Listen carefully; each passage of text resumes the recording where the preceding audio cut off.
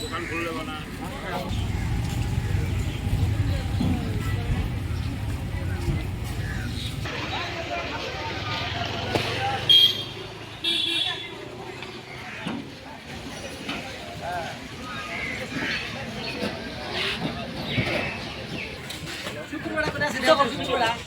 কাদা সার then on পানি কোন নাম্বার নাই তো এই ভালো কি এ কাকা দেখো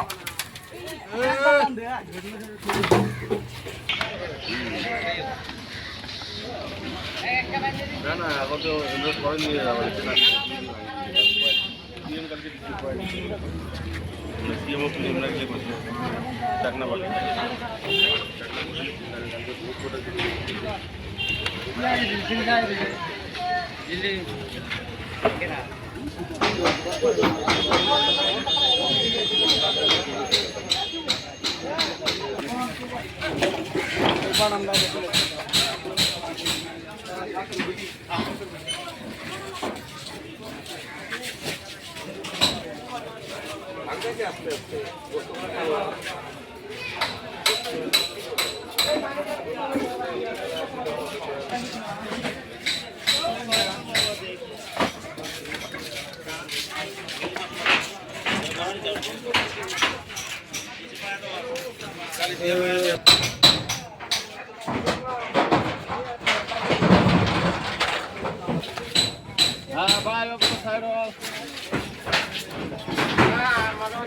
थोड़ी बता तो टेट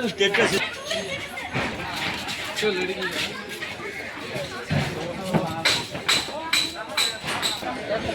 যাবো খালি খাতা বসছো ভাই খাতা বই আর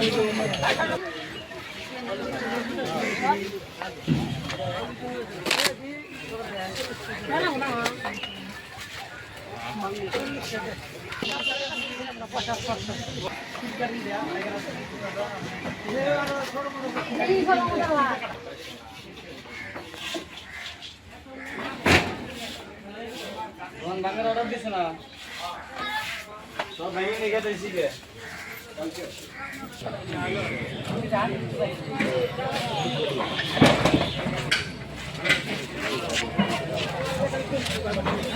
আসো আসো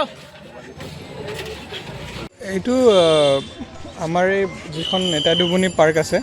তাৰে চাইডে চাইডে আমাৰ এইবিলাক চৰকাৰী মাটি হয় তাতে কিছুমান দোকান আমি টেম্পৰেৰী নেচাৰৰ দোকান হয় এইবিলাক তো এইখিনিয়ে অলপ ছিকিউৰিটি মেজাৰ্ছৰ কাৰণে এইখিনি আমি যোৱাকালি তেওঁলোকক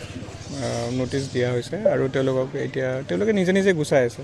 ঠিক এভিকশ্যন নহয় জাষ্ট আমি জাগাটো ক্লিয়াৰ কৰি আছোঁ মানে কেৱল এই দুটা ঘাট না আৰু আমি এজ পাৰ আমি বাকীবিলাকতো চাম কিন্তু আজিৰ কাৰণে আমি এইখিনি ক্লিয়াৰ কৰিম এই জেগাটো ক্লিয়াৰ কৰিম যিহেতু চেঞ্চিটিভ জেগা আমি জানিব পৰা মতে জিলা পৰিষদৰ সন্মুখত যিটো ঘাট পঞ্চায়তৰ নাই এই মানে বস্তুটো তেনেকুৱা নহয় তাৰমানে কথাটো হ'ল যে এইটো গভৰ্ণমেণ্ট লেণ্ড হয় তো কিছুমানে হয়তো পঞ্চায়তৰ পৰা কিছুমান